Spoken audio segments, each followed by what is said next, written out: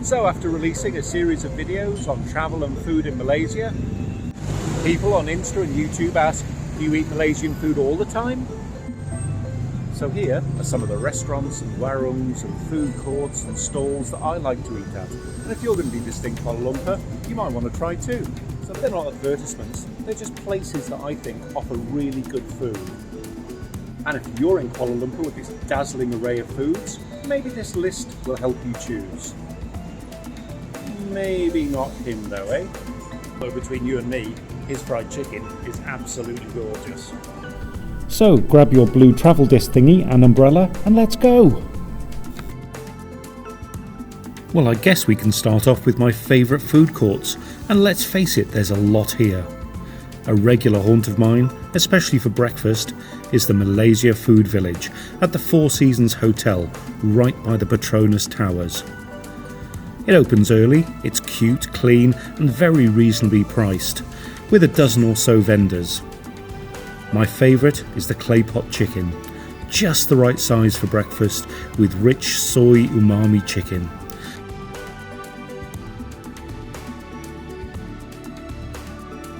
And don't forget to scrape the crispy rice from the bottom, it's the best bit.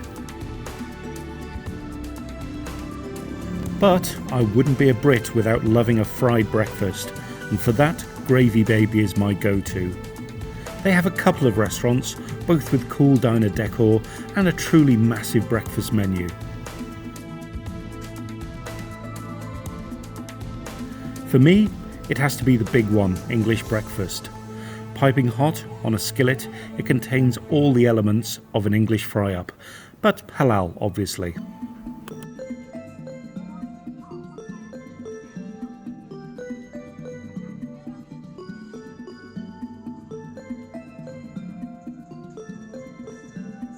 If you're in a sophisticated mood, why don't you try Breakfast Thieves? It offers elegant cafe food with a more upmarket menu. My fave is the Terry Benedict, not just because it looks like a piece of art, but the slow braised black pepper beef is a thing of complete deliciousness. It's really well balanced with a brown butter hollandaise and a joy to eat.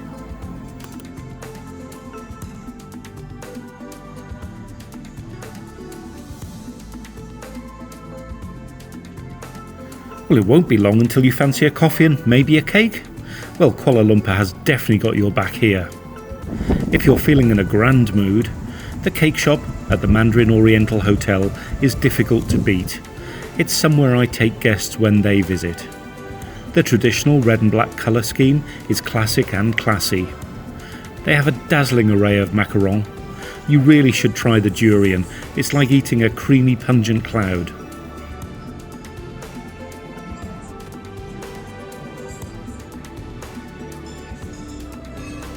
Their more traditional cake selection is comprehensive, and their home blend coffee is one of the best I've tasted in Malaysia.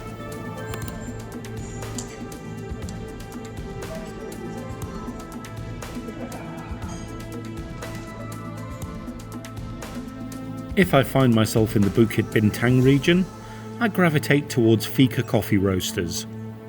Join the expats who are co-working here and order one of their iced coffees. Some of them may or may not be themed after cake. And they have a good selection of actual cake too. I tend to order their lemon meringue pie as it's sharp, refreshing, and the topping is so fluffy and cloud-like.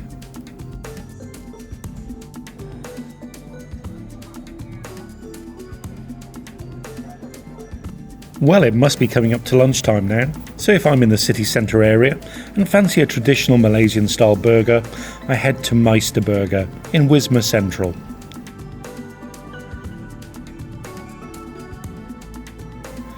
They have a vast array of inexpensive lunch items, and burgers and roti john are a speciality. The nacho cheeseburger is sloppy and satisfying.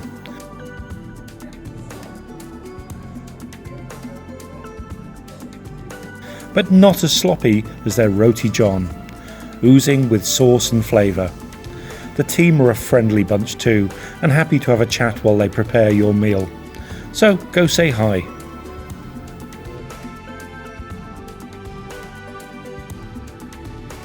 Another favourite is Burger on 16, tucked behind the Berjaya Times Mall, serving classic American-style burgers at a good price. The Vampire Hates Garlic Burger is my go-to.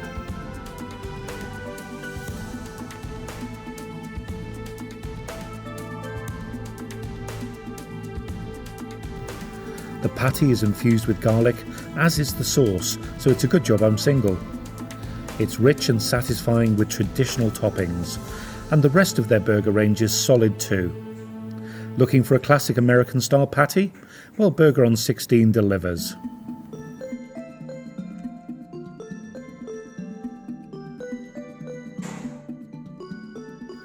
When it comes to Tsar, as I believe it's called, not there. There are two standout contenders. Rocket's Pizza is fun. It's set in the middle of a commercial building, and all their pizzas are space themed, although no Star Trek theme, so I'm perennially disappointed by that. Always freshly made in front of you, and often with colourful crusts. They have just the right thickness of base to topping, and the price for the quality is a steal. The pizzas I've had here are always rich and savoury, and the use of unusual flavour combos are always interesting to try.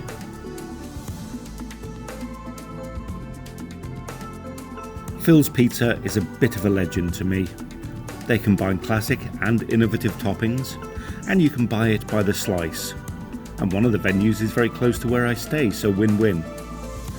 My two recommendations here are Meat Lapino, which is kind of like a hot bolognese ragu with cheese, and the hot chicken wings, because, chicken wings covered in Frank's hot sauce on a pizza, it's a thing of beauty. They get that good pizza is the right amount of satisfying base crunch and the grease from the toppings. They also stock homemade sodas. The sour lime tastes just like a margarita, and in particular cuts through the richness of the toppings so well.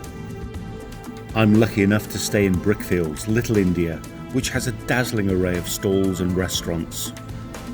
It's also a good spot for veggies and vegans. Try anywhere here and you won't be disappointed, but Restaurant Sagar and their large menu of North Indian food is a favourite. Try their methi chicken, it was perfect.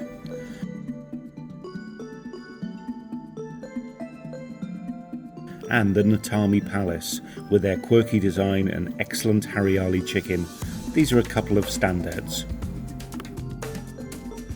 Or try the Malay Indian clay pot rice at Senisati Soru.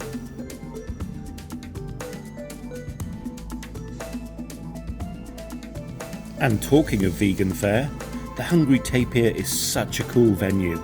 It's purely vegan with an extensive menu from breakfast to dinner. I usually order finger food to share and can heartily recommend their mushroom-based Mama's satay and the spicy tempeh fingers. The cakes here are good too. This place gets very busy, so best to reserve a table.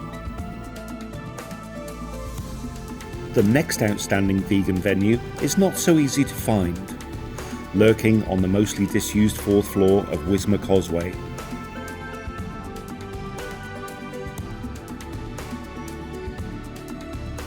Minfau's serves traditional Malay and Nonya cuisine. Their house curry was one of the best bowls of laksa I've ever had, and that's coming from an omnivore. And as with all of my recommendations, none of these dishes will ever break the bank. You can't go wrong with Malaysian chicken. Whether it's fried, stewed or curried, it's all excellent, but some places are better than others. The Lot 10 food court, right by Bukit Bintang station, has a wide range of poultry in the Malay and Chinese style. It's set out like a classic oriental backstreet with twists and turns. I love it.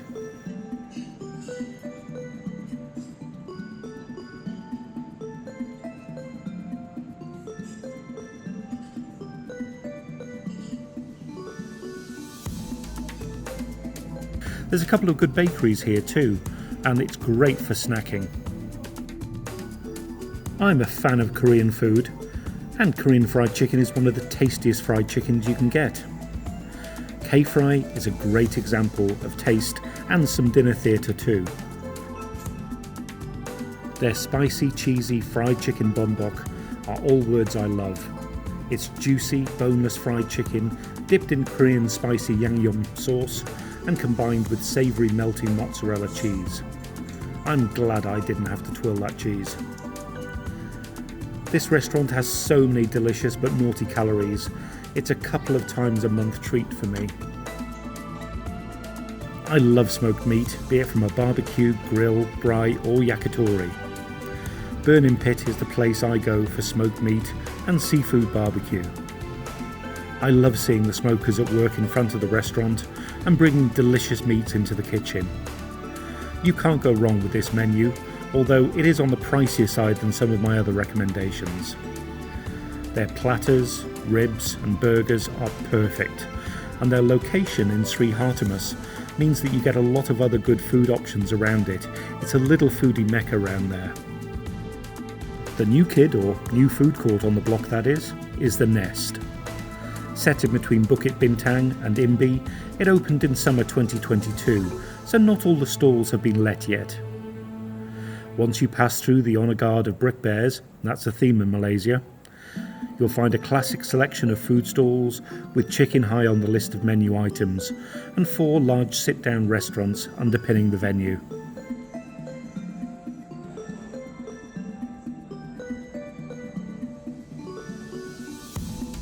So those are my recommendations of my favourite restaurants in Kuala Lumpur. I hope if you come to the city, you might try 1 or 2 out.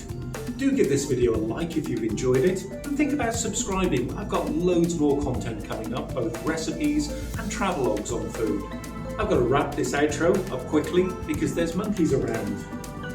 And these monkeys will pinch anything if it's left outside, which includes this camera. So until next time, take care, bye bye. I tell you, monkeys, who thought when I started this I'd ever have to utter those words? I'm going to have to wrap this up because we've got monkey problems.